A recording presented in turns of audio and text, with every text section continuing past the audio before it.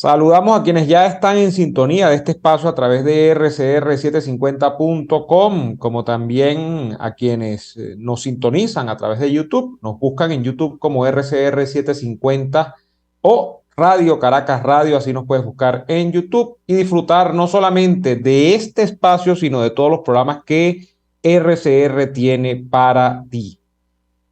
Otro día en el que hay que decirles que, bueno, Daniel no va a poder acompañarnos ni hoy ni mañana. De hecho, al final se ha complicado la semana. Ayer, para serles completamente honesto, ayer Daniel iba a estar en el programa.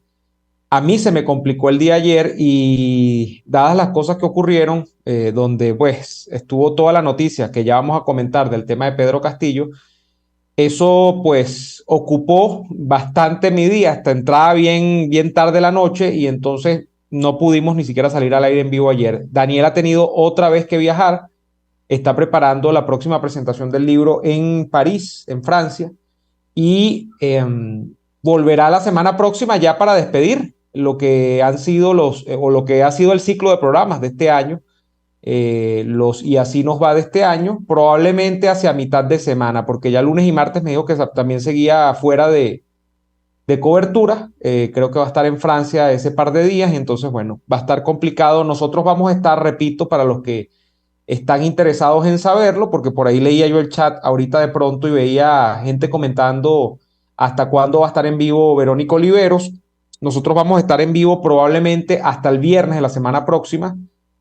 Probablemente digo si no pasa nada, pero por lo menos hasta el miércoles. Por lo menos hasta el miércoles es seguro que vamos a estar al aire. Y de hecho, el miércoles lo que está previsto es que esté Daniel en el programa. Eso ya en el cierre de este, repito, 2022. Y tenía muchas ganas de hacer el programa el día de ayer, a pesar de que no pudo ser posible porque han pasado demasiadas cosas en las últimas 48 horas. Quisiera comenzar por lo último que ha ocurrido, ¿no? Y lo último que ha ocurrido es, pues, la destitución y aprehensión, de hecho, la captura de Pedro Castillo, expresidente ahora de Perú. El señor ayer trata de montar una especie de golpe, un cierre al Congreso, por eso de que la historia es macabra, ¿no? Y la historia es a veces cíclica. Decía, ¿cómo es que decía Carlos Marx? Que la historia se repite de dos formas, ¿no? La primera como tragedia y la segunda como farsa, ¿no? O viceversa. En todo caso, el tema de la farsa a mí me sonó muchísimo ayer con el tema de Perú porque hace justamente 20 años, en 1992, el enemigo histórico de lo que representa supuestamente Pedro Castillo, que es esta izquierda peruana, pasada por agua y bueno, bienvenida a menos, que es el Fujimorismo. Alberto Fujimori, fundador de la corriente fujimorista, por cierto, cerraba el Congreso peruano también y daba el famoso autogolpe en Perú, que lo llevaba a tener poderes plenipotenciarios para gobernar los próximos meses. El día de ayer, Pedro Castillo intenta una maniobra similar. ¿Por qué? La gente dirá, bueno, pero este tipo es loco, se le ocurrió de la noche a la mañana cerrar el Congreso, ¿qué le pasa por la cabeza? No, el caso es que Pedro Castillo estaba prácticamente pues listo para la parrilla. A Pedro Castillo lo iban a vacar, como dicen los peruanos, es decir, lo iban a desalojar del cargo. Se estaba desarrollando o se iba a desarrollar la votación de el tercer intento de moción de vacancia a Pedro Castillo, y aparentemente pues ya él sabía que aunque en las dos ocasiones anteriores no consiguieron los opositores a su gobierno los votos necesarios, que eran 86, creo, 87 votos en el Parlamento, el día de ayer los votos estaban completos. De hecho, termina el día y no solamente es que estaban completos, es que la votación termina siendo superior a los 100 votos, valga la redundancia. Es decir, se contaron o terminaron saliendo a flote votos que ni siquiera estaban previstos que iban a salir. En los dos intentos anteriores quedaron bien lejos las iniciativas de concretarse de vacancia a Pedro Castillo, porque nunca tuvo la oposición los votos para poder promover pues su desalojo del poder. Entonces, yo creo que en ese sentido Pedro Castillo estaba bastante seguro de que él no iba a sobrevivir a esta tercera movida de vacancia. Como dice el dicho, a la tercera es la vencida. Y en ese sentido, tomó la decisión de hacer el famoso paso adelante o la huida hacia adelante, que era pues tirarse al Congreso y buscar en unos poderes, no sé de qué naturaleza, porque aparentemente no tenía nada tampoco de respaldo en el ejército, no tenía nada de respaldo en las policías, trata de echar adelante una convocatoria de una supuesta Asamblea Nacional Constituyente, muy propia de los regímenes chavistas, por cierto, y nombrar a partir de esa constituyente unas condiciones para elegir supuestamente un nuevo Congreso y quedarse él gobernando con poderes especiales, además. Bueno, esto significó pues lo que ya era la salida cantada de Pedro Castillo, y digo que era cantada porque Pedro Castillo no tenía ni 25% de aprobación en las encuestas desde hace meses, eso no es nuevo. O sea, Pedro Castillo había caído muchísimo en las encuestas tan pronto como fue electo, o sea, al día siguiente empezar a gobernar, Pedro Castillo se notó de inmediato, como está ocurriendo en Chile, que no era una persona capacitada para gobernar un país, y más un país tan problematizado a esta altura como el Perú, que viene de tener antes de él 5 o 6 presidentes en una cosa así como 5 años. O sea, estamos hablando de que nunca reunió capacidades para efectivamente gobernar ese país, y su popularidad pues iba con el paso de los meses viniéndose cada vez más a menos, ¿no? Entonces, porque la gran pregunta a esta altura, y de hecho tengo pensado conversar con un colega sobre esto, con Rodrigo Saldarriaga, que es periodista peruano. Eh, ¿Por qué a esta altura es que vino a caer Pedro Castillo? O sea, ¿por qué demoró tanto en caer? Y yo creo que la explicación va muchísimo de cómo Pedro Castillo se terminó convirtiendo en un títere de poderes fácticos dentro del Perú, ¿no? Creo que Pedro Castillo no se representaba ni a sí mismo dentro de esa presidencia. Pedro Castillo fue un tipo puesto allí, sacado del interior de Perú, de una región rural del Perú, y le construyeron toda una leyenda de que como él había sido maestro rural, de que él venía de ser un educador popular, podía ser presidente. Y además le construyen esa leyenda unos tipos que están metidos directamente con el tema de la guerrilla, con el tema del terrorismo, porque en Perú todavía existen células de Sendero Luminoso.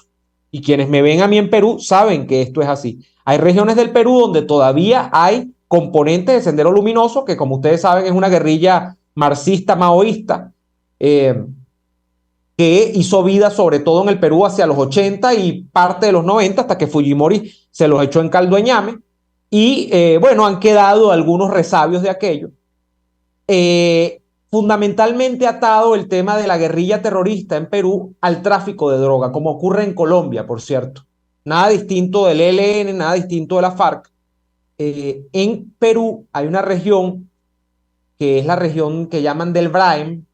Esa región está tomada todavía por componentes del terrorismo, y no es coincidencia que en esta región es donde se desarrollen grandes actividades del narcotráfico todavía a esta altura. Bueno, desde esa base de apoyos, el Partido Perú Libre, que es el rey de esta región, o sea, tiene mucha fuerte o una fuerte base de apoyos allí, logra proyectar la candidatura de este tipo Pedro Castillo, tipo que no tenía trayectoria política mayormente acreditada, y le construyen esa épica, ¿no? Y lo llevan al Palacio de Gobierno Ejecutivo en Perú, ¿no? Pero ¿qué ocurre? Que él no se queda en la presidencia del Perú porque Perú Libre o el extremismo izquierdista ligado con este terrorismo de Sendero Luminoso sea el que lo haya puesto allí. Él se queda porque Pedro Castillo era una solución conveniente para los grandes factores económicos y la clase política asociada más bien a sectores de socialdemocracia caviar. En Perú le llaman así. En Perú de hecho le llaman los caviares, la caviarada también le dicen, que es un sector fundamentalmente agrupado en torno a lo que fue la presidencia muy breve interina de este señor Sagasti, creo que de su antecesor también. Tienen un partido político, pero no es un partido político verdaderamente representativo ni en el voto ni en el Congreso, que es el Partido Morado, pero es una izquierda de esta progresista, de esta izquierda que podríamos calificar de parisina, muy socialdemócrata europea, que tiene grandes influencias dentro de los sectores financieros peruanos y sobre todo en los medios de comunicación del Perú. En el Perú la prensa es o tiene en grandes componentes ese giro hacia esa socialdemocracia progre europea, esa socialdemocracia morada, esa socialdemocracia caviar.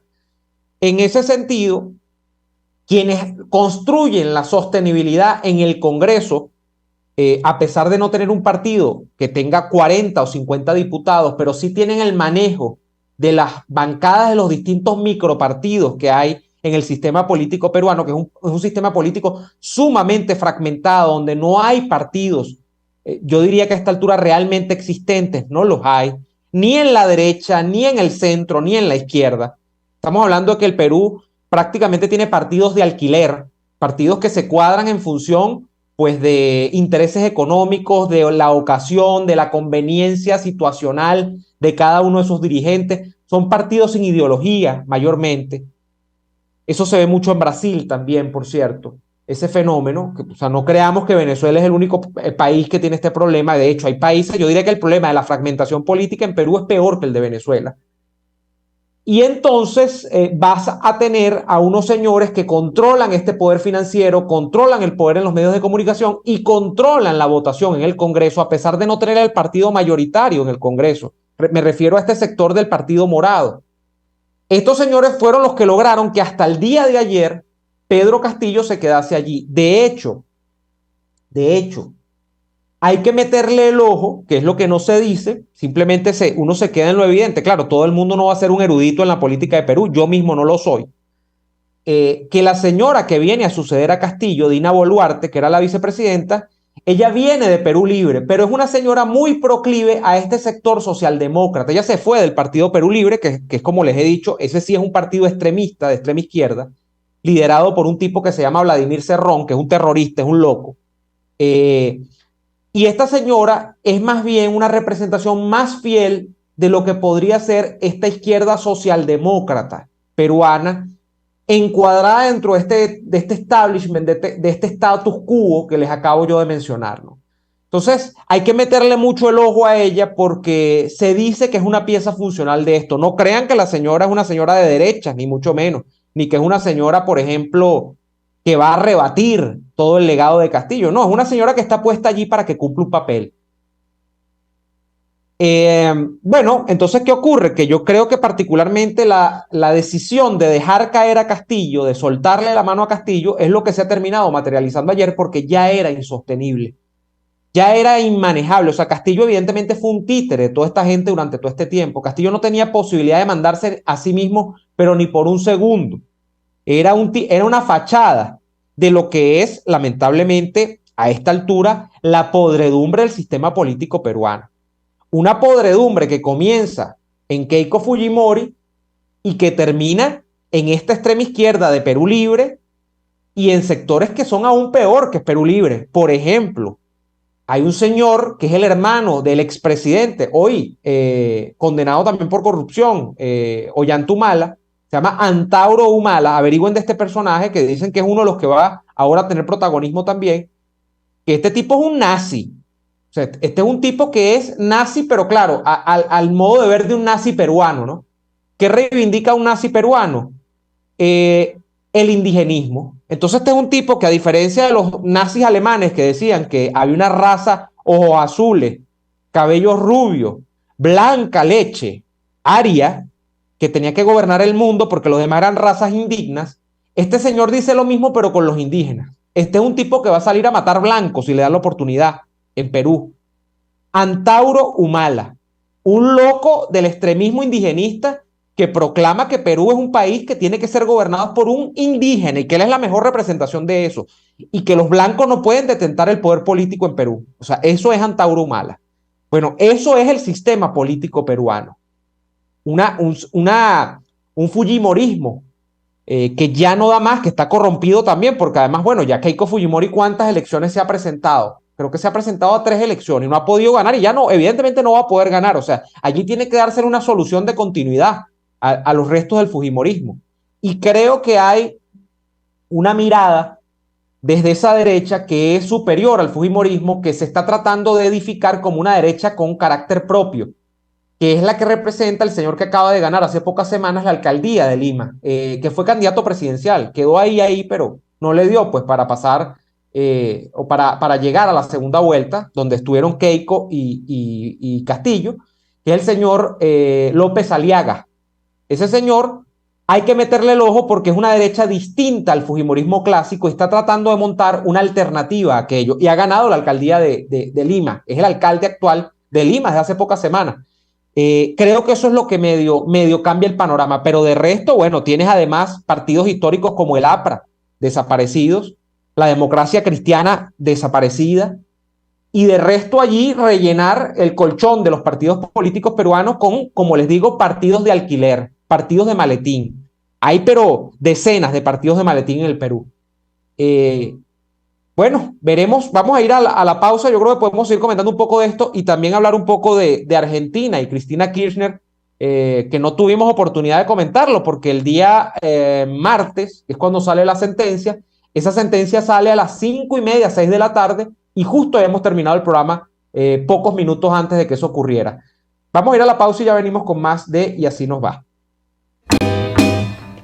Usted escucha Y así nos va con Daniel Lara y Neomar Hernández, solo por RCR 750 AM. Puedes seguirnos en nuestras redes sociales. En Twitter, @RCR750, la radio que se ve.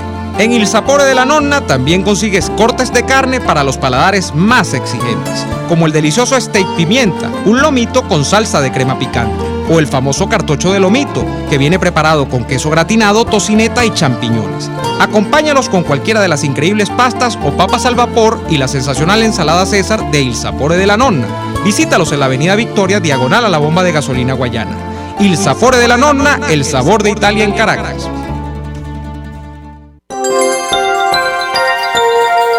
Es una interpretación de tendencias para tu signo zodiacal. Un espacio guiado por los movimientos planetarios y sus consecuencias. Acompaña a nuestros astrólogos a descubrir lo que le deparan los astros signo por signo. Guía astrológica, todos los sábados a partir de las 3 de la tarde por RCR 750 AM. RCR 750 AM, porque lo bueno une. Les estamos presentando Y así nos va, cuando se tiene algo que contar, con Lara y Hernández, solo por RCR 750 AM. Estamos de vuelta en Y así nos va, comentando un poco la situación de Perú tan convulsa en las últimas horas. A mí quizá la cosa que más me llamó la atención el día de ayer fue lo rápido que actuó el pueblo peruano, ¿no? En términos de no dejar que este tipo, después de lo que había hecho, agarrase aire. Fíjense que se comentó durante toda la tarde, desde el mediodía, que después que Castillo ve que su maniobra no tiene éxito, que no va a cuajar, que no hay manera de que los militares lo defiendan, de que no hay manera de atrincherarse policialmente para resistir y de que el gobierno se viene abajo, ya luego entrada la tarde con la votación en el Congreso, se rumora mucho que Castillo iba a huir a México, de que se iba a desplazar a la embajada de México en Lima, desde ahí iba a construir la figura del asilo político y luego se iba a ir a México, donde obviamente López Obrador le iba a abrir las puertas, porque López Obrador ha sido defensor de Castillo desde los primeros días de su gobierno. De hecho, al día de hoy, Petro, López Obrador y el presidente de Bolivia, Arce, son tres de los presidentes, ni siquiera Lula, son tres de los presidentes que han salido a defender efectivamente a Castillo, ¿no? Y a martirizarlo y a victimizarlo. Lula no se ha atrevido, Boric tampoco, simplemente han hecho silencio, pero que quizá el mayor defensor que ha tenido Pedro Castillo durante todo este tiempo ha sido el señor Andrés Manuel López Obrador en México. Entonces, mientras hay un rumor de que Castillo va a irse a la Embajada de México, los peruanos van y se agolpan a las puertas de la embajada, atravesaron los carros, se pararon ahí, montaron una marcha, una concentración, dijeron, aquí no vas a entrar, de aquí no te vas a ir. Y efectivamente el plan tuvo que ser abortado, o sea, no llegó nunca a la Embajada de México, no pudo preparar la huida, fue capturado y al día de hoy pues le acaban de leer, por cierto, hace algunos minutos le acaban de leer la cartilla a Pedro Castillo. Va a estar preso en principio 7 días. Se estima que luego empezará un proceso judicial. A Pedro Castillo lo van a enjuiciar en principio por esto del golpe de Estado, pero recuerden ustedes que sobre Pedro Castillo ya pesaban varias investigaciones, por cierto, motorizadas también desde el Congreso.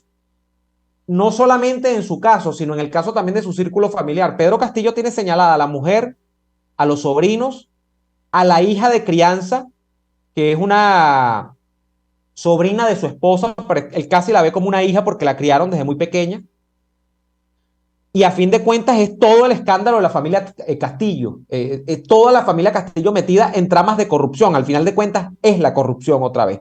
Entonces el principio, yo creo, el principio del proceso judicial a Castillo va a ser por los acontecimientos de ayer miércoles, por el desarrollo que él quiso darle a la crisis política con esa decisión, pero Pedro Castillo le vienen juicios ahora en adelante, pero a borbotones, le vienen las investigaciones de Fiscalía de la Nación para ver si efectivamente pues estuvo metido o ha encabezado, porque él lo tienen señalado por ser cabeza de una especie de organización criminal donde se otorgaban contratos sin licitación, donde pues se habían embolsillado unos reales en varias provincias de Perú porque adjudicaron contratos a empresas que no estaban capacitadas para ello, de que compra de voluntades, todo ese tipo de cosas no muy propias de nuestros países. En esas tramas, pues tendremos que ver qué termina ocurriendo con Pedro Castillo, pero le viene yo le auguro un largo camino judicial. Vienen unas importantes situaciones para Pedro Castillo desde el punto de vista de los tribunales en Perú. Ahora, bueno, y queriendo leer un poquito los mensajes, porque creo que aquí hay gente que está en Perú, que está muy pendiente del tema de Perú también.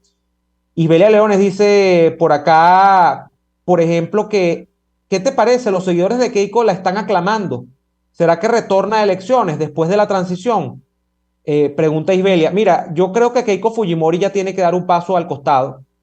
Keiko Fujimori lo ha intentado ya demasiado. Y Keiko Fujimori tiene un problema, esto me lo ha explicado gente que está en el Perú y gente que conoce este tema mejor que yo. Keiko Fujimori tiene un problema de que el rechazo que ella genera en unos sectores hacen prácticamente imposible que ella pueda ser electa presidenta del Perú, porque es el rechazo que por supuesto hereda el tema de ser la hija directamente de Alberto Fujimori. No es solamente ser la candidata del Fujimorismo, es ser la hija de Alberto Fujimori y es estar implicada también en una cantidad de denuncias a lo largo de los años en el Congreso peruano por temas de corrupción, porque eso no es nuevo, el tema de cómo se maneja el Congreso y las fuerzas parlamentarias en el Perú. Y eso hace que el plomo en el ala sea muy grande para Keiko Fujimori para intentar otra vez ser candidata presidencial. Yo creo que de allí tiene que salir o un candidato nuevo de ese fujimorismo o una derecha nueva de otra fuerza política, que creo que es a lo que está apuntando este señor López Aliaga. Yo creo que ese es un personaje a seguir, aunque no es ningún chamo, ¿no? No estamos hablando de ningún chamo. Por ahí hubo otro candidato de derecha en Perú que se proyectó bien, pero al final no llegó tampoco en las elecciones pasadas, que era de Soto, tipo más, como más académico, bastante mayor también, eso era un poco lo que le jugaba en contra, pero creo que López Aliaga es una ficha a seguir en el caso peruano, ¿no? Eso lo dicen muchos los analistas allá también. Por acá dice Carl Ribore dice, en los países andinos hay muchos que apoyan el extremismo indígena y sabemos que nada de los extremos es bueno, sí. Fíjense que con base en ese discurso hay importantes movimientos donde el tema indigenista sí es una realidad, porque hay pues una composición de la población donde los pueblos originarios están mayormente involucrados en el Ecuador y en Bolivia. El tema indigenista en Bolivia es muy fuerte, o sea, prácticamente a donde clama o a donde llega el mensaje de Evo Morales es a esto, y fíjense, donde en Bolivia se ha llegado a construir el Estado plurinacional, porque no es que somos bolivianos, no es que aquí realmente hay algo que está por encima de ser boliviano, que son las distintas etnias y que yo las agrupo. Esa es la visión que hay. En Ecuador se ha intentado lo mismo también a partir de un movimiento que se llama la CONAIE, que existe más o menos de los años 90, creo, o de principios de los 2000. La CONAIE es una agrupación indigenista también, muy famosa sobre todo por ser revoltosos, ¿no? Y por causar destrozos cuando montan una protesta. Eso tiene que ver también con una reivindicación de la participación de los indígenas en política, que a veces es utilizada y sobre todo ha sido utilizada en el Ecuador por el propio Rafael Correa.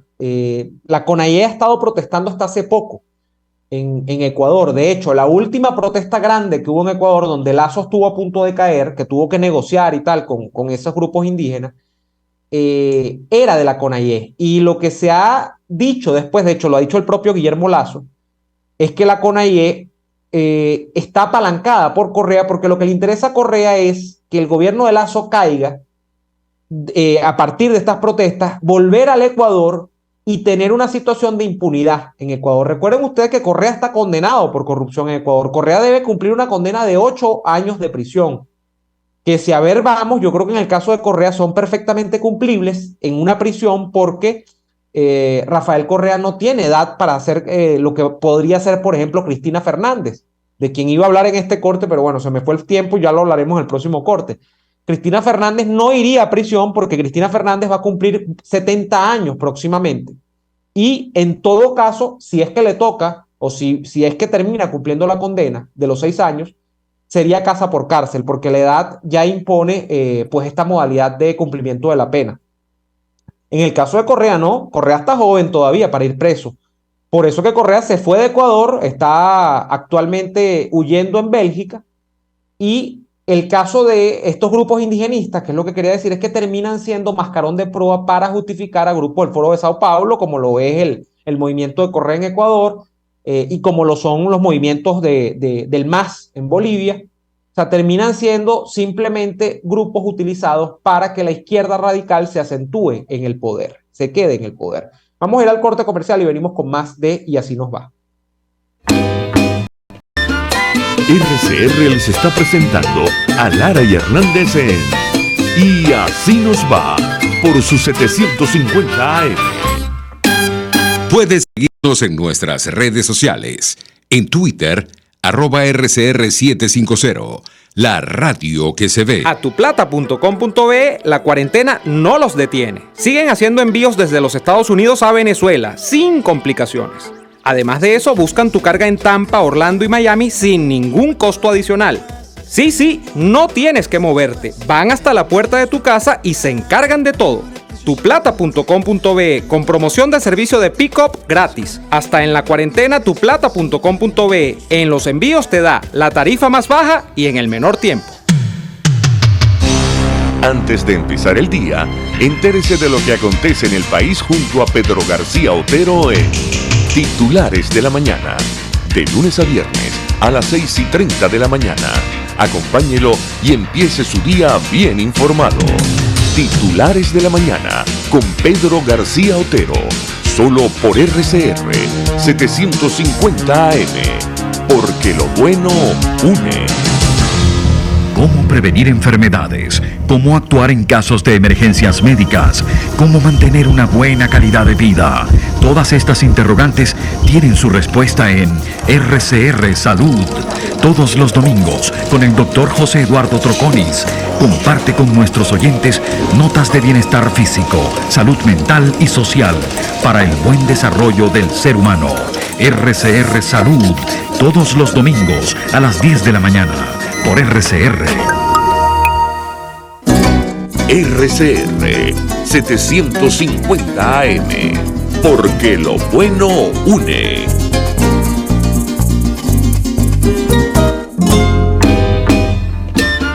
Estamos escuchando Y Así Nos Va con Lara y Hernández por RCR 750 AM. Muy bien, estamos de vuelta en Y Así Nos Va, comentando todo lo que ha ocurrido con el tema de Perú, Pedro Castillo, y decíamos que también quería comentar el asunto de Cristina Fernández, ¿no? Un juicio que ya llevaba varios ratos pendiente, o sea, que era un juicio como que aparcado en el tiempo, pero que ha terminado resolviéndose. De momento, no sabemos si efectivamente pues Cristina Fernández va a terminar en situación de casa por cárcel, que es lo que está delante del juicio ahora mismo. Ahora lo que estamos viendo es una posibilidad donde la defensa podría comenzar a apelar. De hecho, por eso es que todavía no se dice completamente, pues Cristina va presa y tal, que presa no va a ir. Realmente no va a ir presa porque tiene una edad que ya impide que la puedan trasladar a una cárcel común. Si termina cumpliendo la condena, lo hará desde su casa, pero viene un proceso largo donde pues la defensa empezará a apelar y ese proceso puede dilatarse, yo creo que incluso por años, ¿no? No soy abogado, pero creo que las apelaciones pues se van a extender un buen tiempo en el caso de Cristina Fernández. A Cristina Fernández la terminan condenando básicamente porque hay una trama de corrupción que en Argentina le han dado en llamar el caso Vialidad. El caso Vialidad involucra, además de a Néstor y a Cristina Kirchner y prácticamente a toda la familia Kirchner, porque creo que sale también a relucir hasta al hijo de Néstor y Cristina, Máximo, que actualmente es parlamentario en Argentina. El caso Vialidad involucra a un tercer actor muy importante, que es un don nadie, que era un tipo que salió de la nada para convertirse en empresario, muy a la usanza también de cómo el chavismo ha trocado en empresarios a verdaderos pordioseros, ¿no? En Venezuela. Gente que salió de la pobreza, de no tener ni para desayunar, y bueno, luego terminaron convirtiéndose en grandes jeques, propietarios de casas en el country club, propietarios de lotes de 20 vehículos de lujo, coleccionistas de relojes carísimos. Bueno, ese tipo de cosas que se dan en estos milagros de las revoluciones socialistas del siglo XXI en América Hispana, ¿no? Lázaro Báez, que era un don nadie, repito, un trabajador de la hostelería, como le dicen en Argentina, o sea, un tipo que era empleado, que tenía alguna experiencia porque había trabajado en hoteles en la provincia de Santa Cruz, en Argentina, termina en función de su relación de compadrazgo, de amistad con Néstor y Cristina Kirchner, convirtiéndose en el intermediario de una constructora que se montó prácticamente exprofeso para hacer este tipo de corruptelas, en un tipo que recibió más de 50 contratos para, como dice el nombre, como es conocido el caso, la causa Vialidad, montar obras de vialidad, de construcción, asignadas por el Estado argentino a esta empresa. El nombre de la empresa no lo recuerdo ahorita, es la misma empresa básicamente en las 50 obras. Para que ustedes tengan una idea, en las 50 obras, 25, 24, o sea, la mitad por lo menos de ellas no llegaron a concretarse, quedaron inconclusas. Verbigracia, Venezuela, lo que se ha hecho toda la vida, desde que el chavismo llegó al poder con estas obras, por ejemplo, de Odebrecht, donde, bueno, muchas de las obras quedaron inconclusas, donde muchas de las obras apalancadas por el Estado venezolano quedaron sin completar. En el caso de Argentina, 25 o 24 obras quedan sin completar, pero además en 30 y pico de las obras se reprogramaban las fechas de entrega y se reajustaban los presupuestos. O sea, yo decía que esta obra te costaba 10 millones de dólares, pero luego entonces me demoraba un rato haciéndola, la proyección de entrega no se cumplía y cuando iba acercándose la fecha de entrega yo decía, epa, es que, bueno, no la vamos a tener para esa fecha, la vamos a tener para unos meses después, pero además los costos se han incrementado por el tema de la inflación en el tiempo, hay que reajustar el costo de la obra. Y en eso vivieron los Kirchner y Lázaro Báez durante básicamente 12 años. Esta causa, las causas de la corrupción de la causa Vialidad está comprendida entre 2003 y 2015, que es básicamente la época en la que gobernó Néstor y gobernó Cristina. Y bueno, se estima que nada más en las obras el daño y perjurio a la nación es de 1.000 millones de dólares. Por ahí anda el daño de la causa Vialidad. Se comprueba que Cristina Kirchner tuvo responsabilidad de esto porque sabía todo lo que estaba ocurriendo. Ya luego dice que no, que ella no es la culpable, que tal, que era la presidenta de la República y su esposo era el presidente de la República cuando ella era senadora. Y termina pues ocurriendo que reiteradamente se le daban asignaciones de obras, asignaciones de obras, asignaciones de obras y a través de los testimonios que ha dado el propio Lázaro Báez se determina que es la amistad, el compadrazgo de los Kirchner y de él, lo que termina siendo o sirviendo en una enorme trama de corrupción. Eso es lo que lleva a Cristina Kirchner a ser juzgada. El juicio demoró, se esperaba que este juicio saliera adelante antes. Llama mucho la atención el por qué este juicio se viene a resolver justamente ahora cuando está gobernando un kirchnerista o por lo menos alguien que llegó al poder por la vía del kirchnerismo, que es Alberto Fernández. Se piensa incluso, yo podría pensar en por qué no fue en la época de Macri despachado este juicio. Bueno, no sé, ahí hay gente que podría pensar desde que la independencia judicial, de manera muy cándida, no, la independencia judicial se demoró estos 7 años y bueno, le toca ver ahorita y ahorita fue que cayó el juicio. O se podría pensar que más bien el juicio está siendo de alguna manera también aprovechado por la justicia argentina para darle la estocada al kirchnerismo, porque el kirchnerismo está en horas bajas en Argentina, es la verdad. Aunque Cristina, si tú la mides en una encuesta nacional en Argentina, se sigue viendo que tiene una importante participación. De hecho, creo que es la política a la par de Javier Milei más popular de Argentina, por encima de Fernández, por encima de Macri, por encima de terceros candidatos que podrían ser la renovación del sistema político argentino y tal. Son ellos los reyes de la baraja allá en Argentina. Independientemente de eso, el gobierno kirchnerista, el gobierno peronista de Fernández está muy aguijoneado, está muy golpeado, sobre todo por la crisis de la inflación, sobre todo por la crisis económica. Entonces yo creo que este tema de vivir horas bajas tiene que ver con la decisión de la justicia de los Estados Unidos de ponerle efectivamente el cascabel al gato con el caso de Cristina Kirchner. Creo que es la oportunidad que han visto de salir del caso de Cristina Kirchner. Ojo, no es que se ha salido. Estamos hablando, repito, de que aquí podría ocurrir un tema de apelaciones casi infinitas para la paciencia del ciudadano promedio en lo inmediato. Pero yo creo que ha tenido que ver efectivamente el ambiente de horas bajas del kirchnerismo, del peronismo gobernante, con este tema de definitivamente atar de una vez el asunto del caso Vialidad con Cristina Kirchner. Voy a leer algunos mensajes que están llegando por acá atrás de nuestro chat en YouTube. Muchas gracias por estar aquí conectados y pendientes al chat. Jorge Orlando, pero Cristina, más que por la edad, no va presa todavía porque tiene inmunidad por ser vicepresidenta. Tendría que allanársele para poder detenerla y eso es algo que no va a pasar. No, efectivamente, eso es ahorita, pero yo me refiero, Jorge, pensando ya yo en el momento en el que Cristina deje la vicepresidencia, que va a ser el año próximo hay elecciones presidenciales en Argentina, y que ella ya no tenga pues el cargo de vicepresidenta y no pueda ser apresada, ¿no? O en ese caso, si no lo tiene, pudiese ser apresada, mejor dicho. Ella dice que no va a ser candidata a presidenta. A mí, además, pero a mí me huele a que Cristina sí va a ser candidata a algo más. Podría ser candidata a senadora otra vez. Ya ella lo hizo en el pasado. De hecho, cuando Cristina sale del poder en 2015, 2016, cuando lo de Macri, creo que Cristina fue senadora antes de ser candidata a vicepresidenta con Alberto Fernández. Y nadie se llama engaño. No es que esta gente se queda en determinados cargos porque le tiene mucho amor a la política o lo que sea.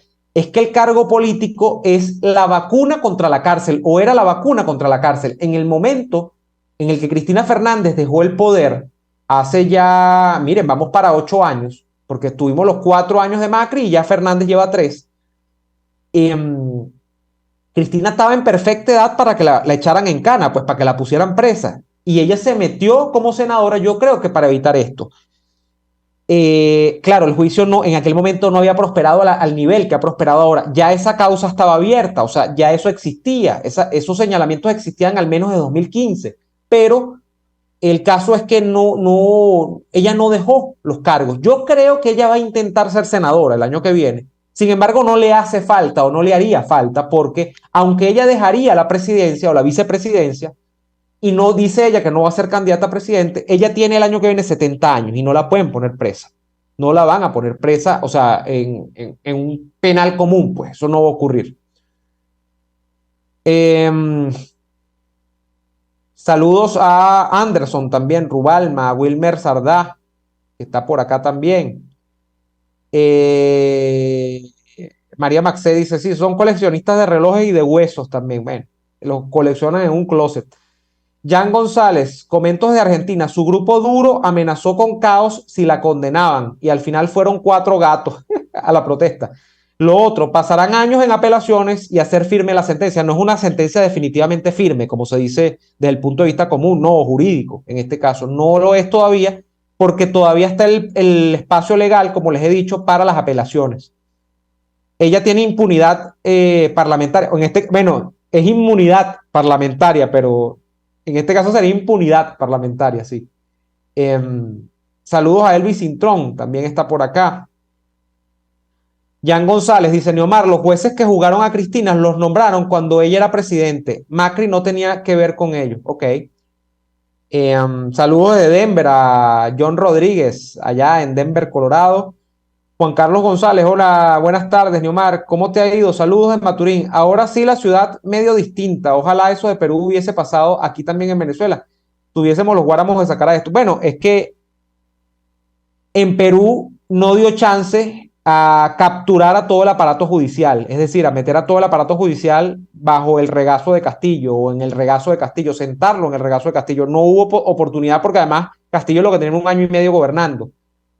Esto ha ocurrido en otros países también, donde uno dice, oye, mira, todavía tienen capacidad de reacción. Claro, la capacidad de reacción es directamente proporcional al número de años que tiene establecido el régimen y al chance que en esos años que ha estado establecido el régimen de izquierdas, tú le has dado la posibilidad de capturar esos espacios. ¿Por qué la situación, repito, por qué no es igual Venezuela que Perú o Venezuela que Argentina? Incluso Venezuela que Colombia, aunque Petro va con esteroides en Colombia, que Venezuela que México. Porque en Venezuela hubo mucho chance para que el chavismo capturara todo, desde las Fuerzas Armadas, pasando por el aparato judicial, la fiscalía, siguiendo por incluso los partidos políticos de oposición, y eso no es lo que vemos en otros países. En otros países, yo creo que en eso sí ha sido eficaz la experiencia venezolana. Han visto a Venezuela con el chavismo y dicen, bueno, esto hay que ponerle coto a tiempo, porque si no le ponemos coto a tiempo y dejamos que penetre todas las instituciones, en la hora de la chiquita, cuando los queramos sacar, no vamos a poder sacarlos. Eso es lo que nosotros no vimos en Cuba, por ejemplo, que es por supuesto un ejemplo a mayor escala de lo que es Venezuela, por dimensiones, por tragedia y por lo que significa un régimen como el castrista, ¿no? Pero en Cuba fue lo mismo, pues fue progresivamente, o sea, un régimen autoritario que luego puede devenir en régimen totalitario incluso, va teniendo unas etapas en las que va conquistando como el que va jugando videojuegos y va pasando niveles y va matando jefes en cada uno de los niveles. Así van los regímenes autoritarios que luego pueden trocarse en régimen totalitario y bueno, llega a un punto que pareciera ser el punto de no retorno, que es donde ya tú tienes capturada a toda la institucionalidad del país y no hay manera de ponerle el cascabel al gato. Ese es el punto en el que estamos en Venezuela, que tú no hayas de dónde agarrar, echarle mano a la sábana, porque la sábana pues la tienen capturada completa ellos. Ese es el problema que tenemos acá. Dice por acá Cipriano Morales, saludos Cipriano de New Jersey, siempre pendiente. Ángela Freites, los guáramos siempre los hemos tenido, eso es verdad, y ahí yo salgo en defensa de mi gentilicio, de mi país. Yo creo que aquí se ha intentado, y con guáramo y bastante, en varias ocasiones. Lo que pasa es que cuando tú llegas a un nivel de captura del país al que ha llegado el chavismo, la cosa no es tan fácil como en Perú. Esa es la pequeña diferencia. Darwin Marrufo, saludos de Guanta, estado en Suátegui, saludos Darwin.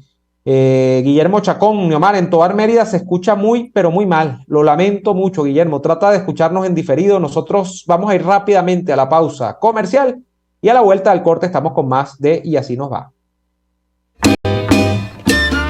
Escuchamos Y Así Nos Va con Lara y Hernández, porque la realidad no se tapa con un dedo. Solo por RCR 750 AM. Sintonícenos a través de Periscope, @RCR750, la radio que se ve. Atuplata.com.be, la cuarentena no los detiene. Siguen haciendo envíos desde los Estados Unidos a Venezuela, sin complicaciones. Además de eso, buscan tu carga en Tampa, Orlando y Miami sin ningún costo adicional. Sí, no tienes que moverte. Van hasta la puerta de tu casa y se encargan de todo. Tuplata.com.be con promoción de servicio de pick-up gratis. Hasta en la cuarentena tuplata.com.be. En los envíos te da la tarifa más baja y en el menor tiempo. Antojos de pizza, pasta o risotto durante la cuarentena. Lo resolvemos. En Il Sapore de la Nonna tienen delivery a varias zonas de Caracas. Así es, Il Sapore de la Nonna te lleva lo mejor de la comida italiana hasta la puerta de tu casa. Haz tu pedido por el 0212-634-0982 o por el 412-569-9404 y disfruta de todo su sabor. Il Sapore de la Nonna en cuarentena sigue siendo el sabor de Italia en Caracas. RCR 750 AM, porque lo bueno une. Les estamos presentando Y Así Nos Va, cuando se tiene algo que contar, con Lara y Hernández, solo por RCR 750 AM. Bueno, señores, como dice el dicho, se jodió la bicicleta. Aquí vamos otra vez, ya es oficial, se ha anunciado desde el régimen de Maduro la vuelta a poner en marcha la política de control de precios. Jesús Faría, que es como la voz de la desgracia, es como el tipo que uno nunca quiere escuchar, porque ese tipo es pavoso, además con el acento cubano que siempre ha tenido, que le viene desde su más comunista infancia, ha dicho que el gobierno ha retomado el control de precios en 40 productos de consumo masivo, porque bueno, el tema del dólar, el dólar ya anda en 15 bolos, creo, más o menos anda el dólar, está acabando con la economía de los venezolanos y después de casi 2 años sin controles de precios en Venezuela, fueron los últimos hace 2 años, oye, fue hace tanto tiempo, van a vigilar el precio de estos 40 productos. Ya la semana pasada había una alarma porque esa cosa infame que es la SUNDE, ese organismo pues de persecución criminal a quien intenta poner en marcha una idea de negocios en Venezuela, ya había asomado una lista donde se controlaban ciertos productos, pero la lista la desaparecieron, la lista la habían dejado de lado, pero ya hoy es oficial que sí, que retoman la política de control de precios, y aquí es donde vengo yo con mi cantaleta. ¿Quién se puede creer ese cuento de los cambios ideológicos dentro del chavismo? ¿Quién se puede creer ese cuento de que el chavismo ahora es un chavismo capitalista, que es un chavismo donde Nicolás Maduro pues se leyó El camino a la servidumbre de Hayek y ahora es un tipo que cree en los mecanismos de mercado, que ve que las sociedades colectivistas y de controles no llevan a ninguna parte? O sea, ¿quién se puede creer eso? Pues nadie, porque tienen que ocurrir este tipo de cosas para que haya... Yo quiero ver la reacción de los empresarios, ¿no? Yo quiero ver la reacción de Fede Cámaras. Yo quiero ver la reacción de los gremios de las industrias, de los productores, de algunos que habían dicho, no, en Venezuela se está construyendo una cosa, ya eso es distinto ya lo que hay en Venezuela, ya eso es. El chavismo vuelve como tiene que volver cualquier régimen de esta naturaleza, a la demagogia y al populismo que significan los controles de precios, pero además lo hace por la simple razón de que tiene que afianzar su control sobre la sociedad. O sea, el chavismo tiene que recordarle hasta estos boliburguesitos que usan los pantaloncitos pegados y se ponen los mocasines sin medias, que yo los uso también, ¿no? No me voy a meter demasiado con eso, pero que es el fenotipo típico de los tipos estos boliburgueses, emprendedores y tal, que quien manda es Maduro, no ellos. Ellos no van a hacer la revolución la está haciendo Maduro. Tienen que ocurrir este tipo de cosas para que los tipos caigan en cuenta de qué naturaleza y de qué madera está hecho el chavismo. Oye, porque como yo nunca he tenido expectativas reales sobre una supuesta cambio o un supuesto cambio de dirección, sobre un supuesto golpe de timón del chavismo, a mí estas noticias me vienen como, pues le puede venir una noticia sobre, no sé, sobre el Feng Shui, sobre el animalismo, sobre lo que sea. Es una cosa que es simpática y yo la leo, pero esto no tiene ninguna sorpresa para mí. El caso es la sociedad venezolana o los componentes de la sociedad venezolana que se engañaron durante todo este tiempo. Aquí va el perro arrepentido otra vez, con el rabo entre las piernas y con el hocico partido y con sus miradas tan tristes y todo lo que viene después de la cantaleta del Chavo. Aquí van otra vez. Bueno, que cada quien vea qué hace y que cada quien defina al chavismo en los términos que crea que lo puede definir mejor. Para mí el chavismo ha sido siempre igual. Para mí el chavismo es sinónimo de miseria. Para mí el chavismo es que mientras ellos estén en el poder, pues la gente va a estar mal. Y aquí nadie va a tener seguridad jurídica, aquí nadie va a tener seguridad para montar un negocio, aquí nadie va a tener propiedad real sobre las cosas que se ha ganado en la vida con su legítimo trabajo. Aquí nadie va a tener tranquilidad en términos de tener bolívares o dólares en el bolsillo, porque aquí estamos frente al país tan disparatado que tú tienes $100 y ya ni siquiera teniendo los $100 estás tranquilo, porque quizás los $100 que tienes mañana ya no valen $100. Eso no es culpa de los comerciantes, eso es culpa del chavismo. Mi estimada amiga, mi estimado amigo. Y mientras el chavismo esté allí y mientras usted esté echándole la culpa al portugués de la esquina que le subió el precio a los huevos o que le subió el precio al kilo de queso, usted está mal, usted va a estar mal porque lo que ha perpetuado la tragedia es la permanencia del chavismo en el poder. No ese portugués que tiene un abasto. Vaya y monte un abasto usted, pues, y vaya y vea qué hace. Vaya y lidie con las alcabalas, vaya y lidie con las matracas, vaya y lidie con las hunde. Ese es el problema estructural que tenemos acá, que el chavismo está en el poder. Y mientras el chavismo esté en el poder, nosotros vamos a estar mal. Nos vamos a despedir por el día de hoy, no sin antes darles las gracias a todos por estar allí y sin invitarles, además, a que nos acompañen mañana en una nueva jornada de lucha por la opinión libre y la información transparente. Hasta entonces, hasta mañana. Por hoy termina Y Así Nos Va. Síganos en Twitter en @YASíNosVa, @DeLaraF y @Neo